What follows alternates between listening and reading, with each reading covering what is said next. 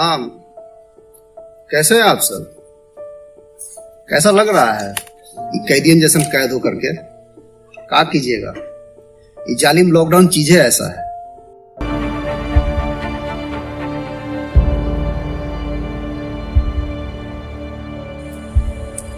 एक तो बात जानते हैं,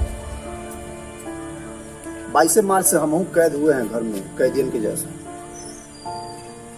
क्या है ना कि ना तो अशोक राजपथ पर चाय पीते हुए दोस्तन के साथ में देश की अर्थव्यवस्था पर चर्चा कर पा रहे हैं, ना ही गंगा घाट की सीढ़ी पर बैठ के इस गलाकार प्रतियोगिता से दूर कुछ समय के लिए मन ही मन गीत गुनगुना के अपने मन को बहला पा रहे हैं, और ना ही घाट के रेलिंग पर केहूनी टिका के अपने प्रेम के पोखरा में गोता लगा पा रहे हैं।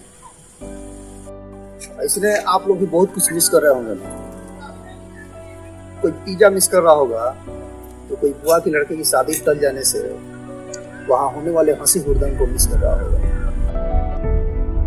सबसे बुद्धिमान प्राणी होने के बावजूद भी हम लोग को कैदी जैसा जीवन जीना पड़ रहा है। आखिर क्या है, थोड़ा सोच के बताइए ना। जवाब मिला। वो क्या है ना कि प्रकृति ने हमें पेड़ पौधा झरना नदी तालाब बहुत कुछ दिया था, लेकिन हमने उसका भरपूर दोहन किया।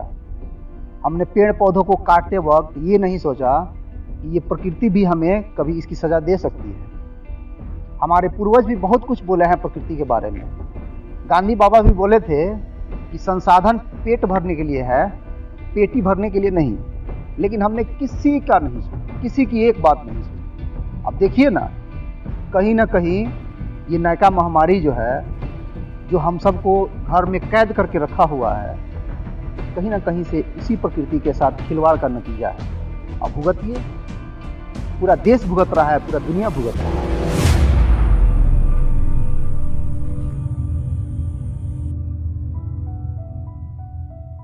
जीवन के पिरामिड पर हमें सबसे ऊंचा स्थान मिला था, तो हमारा भी कर्तव्य था कि हम प्रकृति को साथ लेके चलें। ये नहीं कि दूसर प्राणी सबको बस जंगली पालतू या आहार मात्र में समेट दें, या अपने विकास के चरण में प्रकृति का छाती चीर कर अपने आप को सभ्य साबित करें।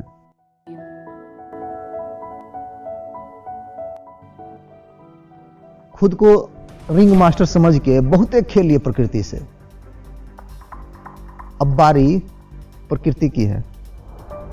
नहीं समझे? विज्ञान की भाषा में समझ लीजिए ना।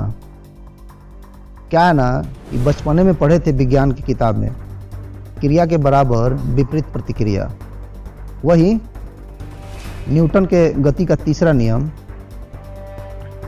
प्रकृति रूपी शेर अब पिंजरा से बाहर निकल गया है और नैका महामारी रूपी छड़ी से हम सबको नचा रहा है। अब नाचिए।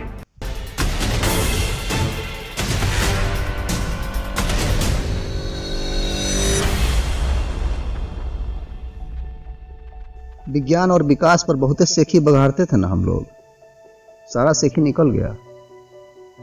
एगो छोटा सा वायरस का इलाज तक नहीं निकल पा रहा है हम लोगों से। विज्ञान और विकास दोनों ये महामारी से धोबी पछाड़ खाए चित्त है, और पता नहीं कब तक भौर मुंह खून लिए पड़ा रहेगा।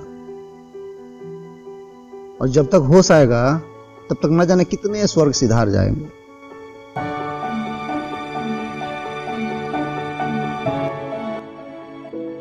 हम विज्ञान या विकास के विरोधी नहीं हैं, लेकिन विकास यदि प्रकृति से खिलवाड़ करके हो तब हम उस विकास का विरोध करेंगे। यदि प्राणियों पर अत्याचार हो तब हम उस विकास का विरोध करेंगे। आप कहिएगा कि तोरा विरोध करे से क्या होगा?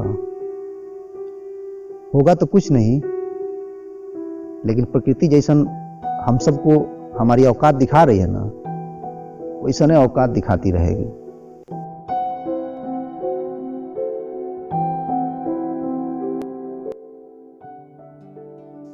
यही सही वक्त है हमें अपनी गलतियों से सीखने और उसे सुधारने का।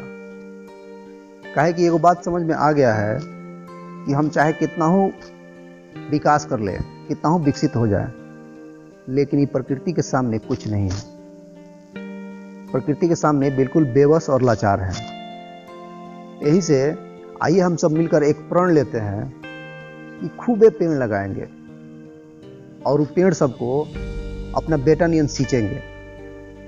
काहे कि अपना वातावरण स्वच्छ रहेगा ना, तो ऐसा महामारी का वो खुदे हल ढूंढ लेगा। समझे ना, ये बात याद रखिएगा।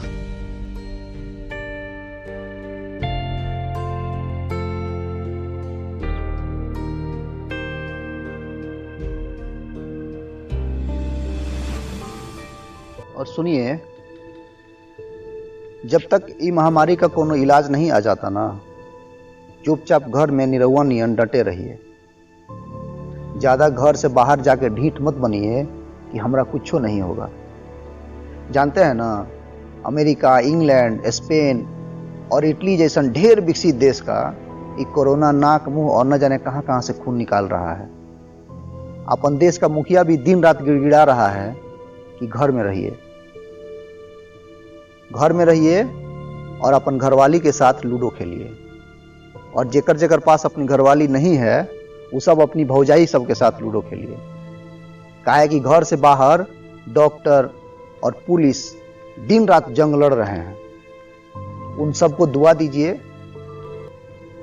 और सबसे बड़ बात, यदि आपके पड़ोस में कोई भूखा सो गया ना, तो समझ लीजिएगा कि ई महामारी के साथ हम अपनी इंसानियत भी हार गए। याद रखिएगा ये बात।